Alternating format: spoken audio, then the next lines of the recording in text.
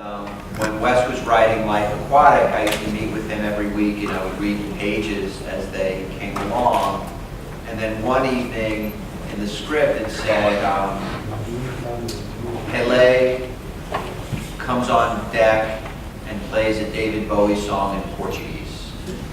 And that was really it, and that was the only indicator of the story. And then as we started to make the movie, or planned to make the movie, we found South George. We decided that we would record 14 David Bowie songs in Portuguese, and that became kind of a running theme of the film. So we had the direction was in the movie, it was in the script, more or less. And generally, when you work on a movie, you just sort of work with the director to sort of see where you could find sort of a musical direction in the storyline. It's now that David Bowie really invented this Portuguese version by Seu George. Yeah, you know, I don't know if you're familiar with, there's a film that I worked on called Velvet Goldmine with Todd Haynes, the director. And that was a movie about glam rock, and we had wanted to use David Bowie songs in the film, and right before we started to shoot, he wouldn't allow us to use them. And I always say that was to, I felt, the benefit of Velvet Goldmine, because we did original music. So we had, by virtue of that, I had a good ongoing dialogue with the David Bowie people, and they gave us permission to make this music. And then when it came in, you know, David Bowie really, he loved the bossa nova versions of the song, so that was nice to hear. I think that, you know, some of it, as far as say with Pelé, which obviously why that was Brazilian, the soccer player Pelé. But I think, you know, Wes, at least in that point, was trying to show, you know, that there was an international crew. And I think that it happened with the United in Portugal. Wes often takes details from the real world and puts them into the films. And Peter Bogdanovich is a friend of Wes's, and he had gotten knighted in Portugal, and I think that's why he gave Jeff Goldblum that honor. So I think the fact that the knighted in Portugal and Pelé being from Brazil and the Portuguese there, I think that's just a bit of a coincidence. This is Walt Disney. We can't do anything too perverted or ironic, you know. So we were safe, I think. I hope. You can tell me. Yeah, pretty much, I guess. Good. A strong thing about it is the music selection in all of his movies. Right. Hotel Chevalier, for example, it has that great song. Right. But in this movie particularly, when I first saw it, I'm a huge fan of David Bowie, and it was really awkward to listen to the songs. They are not translated, they are interpreted, it's true.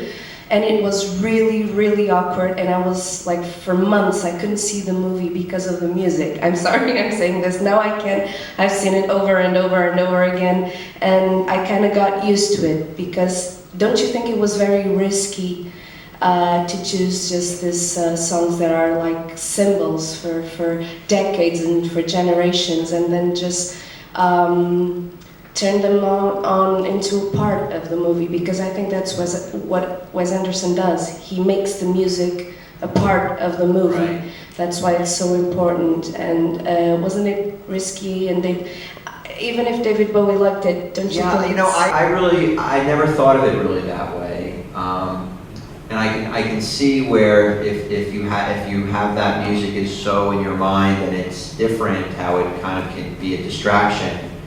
But I guess I was just so when we were first recording the pieces, I was just so swept away by the passion and the majesty of George's performance and the beauty of it that I didn't question it, and I just felt like I was just so excited because actually we succeeded in creating a musical opportunity that could play throughout the story that I would say going into it, I wasn't sure that we were going to get there. And really, you know, like I said, as far as the script went, there was only one indication of George singing in the film, And then what happened was is we had all these songs, and really it would happen at the end of the day, and it was a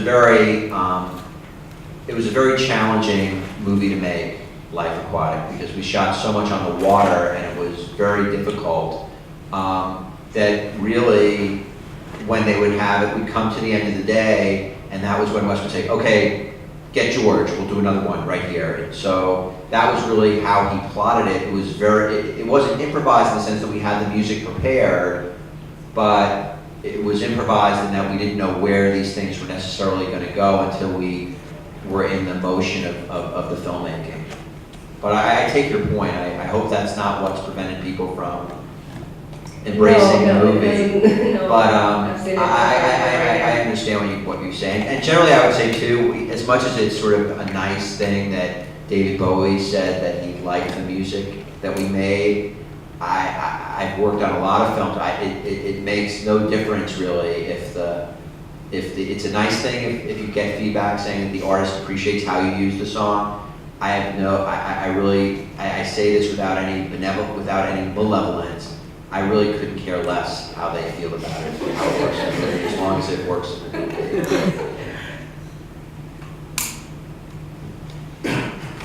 Hi. Hello?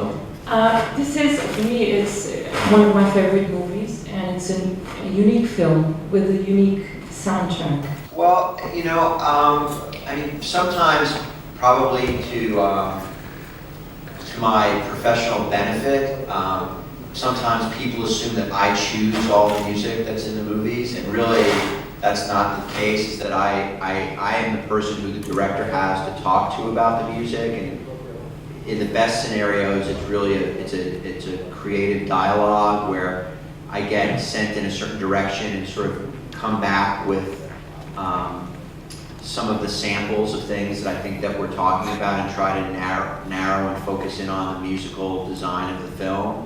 Oftentimes with movies that, I'll work on a film that's set in, well, for instance, there's a TV series in America called Boardwalk Empire. I don't know if they have it here, but it's set in 1920, and that's an area it's a very rare period of music before there was radio, and so I go at that kind of work like a scholar, in the sense that I have to go and really do research.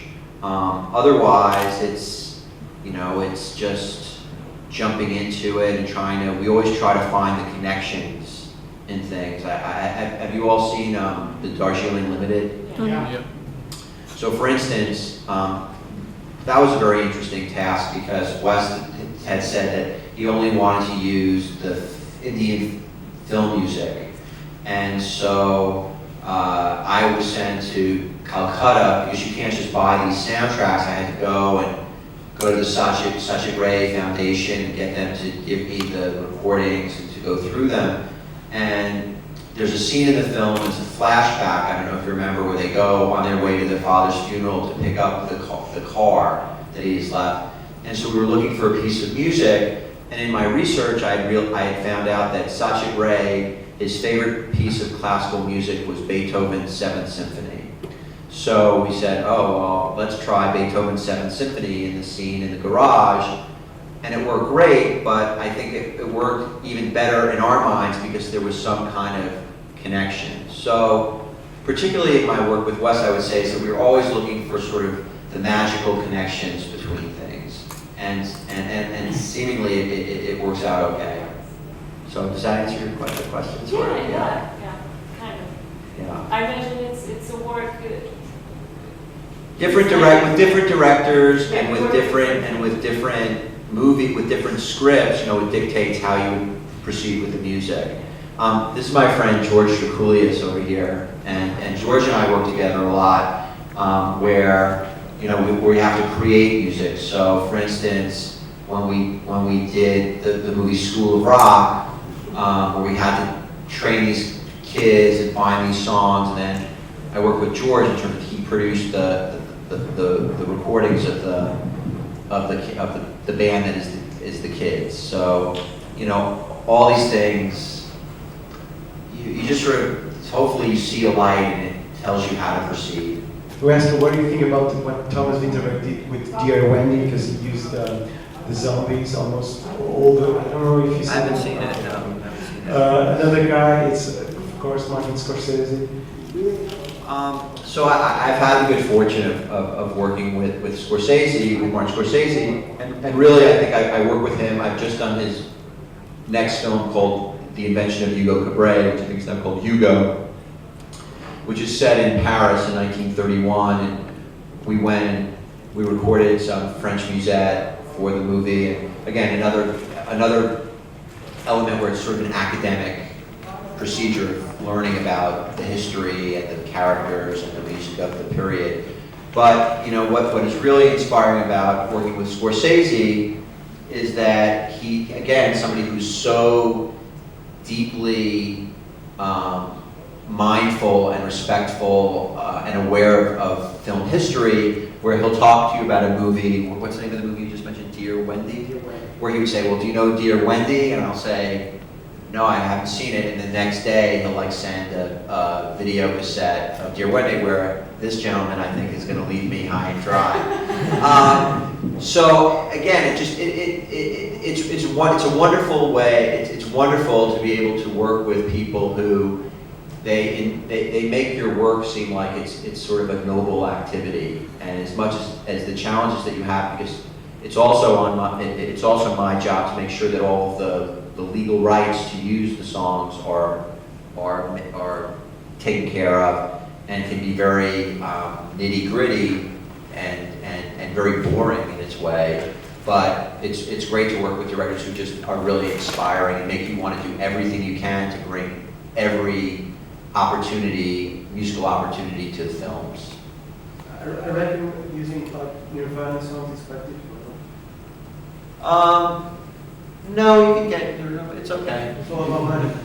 Yeah, it's okay. As Courtney Love has probably the biggest say in what you can do, and she supports good filmmaking. Is there any kind of band it's really hard to get the songs? The Beatles have been very hard. The recordings of the Beatles have been impossible. Only until recently they haven't allowed their songs to be in movies for 25 years. As recorded music becomes a less viable means of income for bands, I think they've become more open to having their music in movies as it's happened. I'm very determined, and really I think that's been a key to the longevity of my career, is that I really don't try. I rarely take no for an answer, and for the most part, I always work things out. We had a situation when we made the Royal Tenenbaums that we were going to use two recordings of the Beatles, and we really did everything possible to make it happen. And unfortunately, George Harrison was very sick at the time, and that's where it stopped. We couldn't push through. And the only thing I say about that is I always feel it's, again, I guess I'm showing that whether it's my religion or my belief in the higher spirits, that sometimes in the rare occasions when something doesn't work out, it's like we say in America, it's not meant to be. And so then somehow where you go next is where you need to be. So, but generally a lot of times it's really what it comes down to. Sometimes it's just money is just the way that you can solve some of these problems. So. Thank you. And I do have another question. Have you worked on a movie which started with the music? I worked on a movie that started with music. Well, when I started working on Royal Tenenbaums, it was 3 sentences in a notebook. So I guess in a way we started with music. I would say sometimes working with Wes that we generally have a musical idea as he's beginning to write the script. And then otherwise, they go hand in hand, really. You talked about Velvet Goldmine, which is a remarkable movie, and it's about music. And this is quite an unfair question. It's like, who do you like the most, your daddy or your mommy? But if you had to choose between all the movies, 3 movies that really are remarkable to you, that made you look up, made you were a real challenge. 3 movies That I worked you on? Which ones and why? And when we get back to the United States, will you go and take some of our Portuguese music to work on some of your movies next time? Yeah, of course, of course. You know, that's an impossible question to answer in a certain way.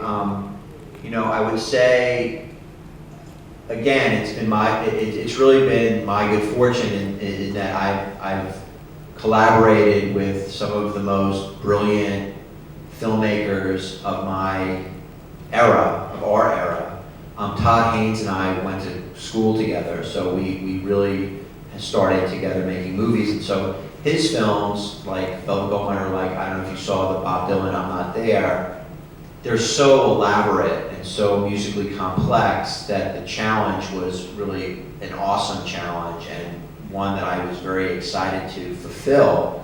But you know, I'm gonna really avoid giving you a hard answer. Just that, you know, the movies that I'm in are really the movies that I have most allegiance to.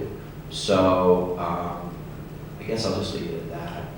And yes, of course, you know, people say what kind of music do I listen to or am I interested in? Anything that's great, I wanna know about. So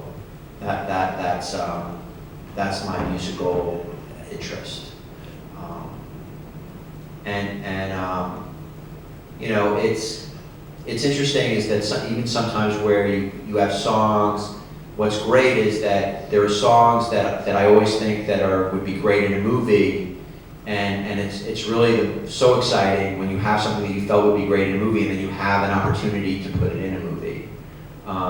In say, Fantastic Mr. Fox, the last song is by a band called, is a song called Let Her Dance by an artist named Bobby Fuller. And Wes and I, we had that song for 12 years, and then I wouldn't play it for anybody. And then finally we had our opportunity, and that was really very, very exciting. Hello. Hello. I was reading through the songs that featured in the movie, and I noticed there was an Ennio Morricone song. And I'm personally a huge fan of Ennio Morricone. I think he's one of the greatest score composers of all time. And what I wanted to know is, I couldn't exactly pinpoint when the music played in the movie. Yeah. But either way, I wanted to know if you're, of course, you're obviously a fan of Ennio Morricone. I think Yeah. everyone that loves the movies are. But I wanted to know if what was the choice of putting the song in the movie. Had something to do with the movie being shot in Italy or any other reason? No, you know, I was standing in the back, and when I saw that credit, I was like, wow, when was that in the movie? Exactly. But no, it's a Joan Baez sang the song, so it was more just the. It plays when Zissou and Kate Blanchett are up in the balloon.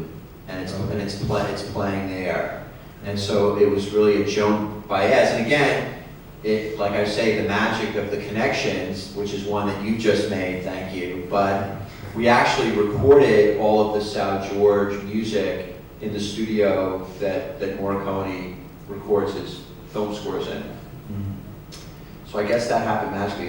It was not selected because of the maestro, but coincidentally he had written the music that is part of the Joan Baez song.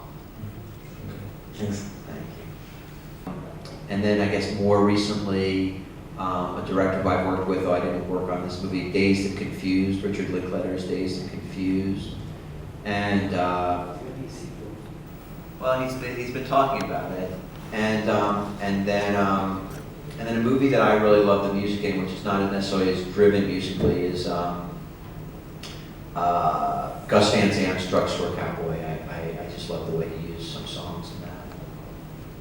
What about Drive? Seen the movie? I haven't seen Drive yet. George, what did you love Drive?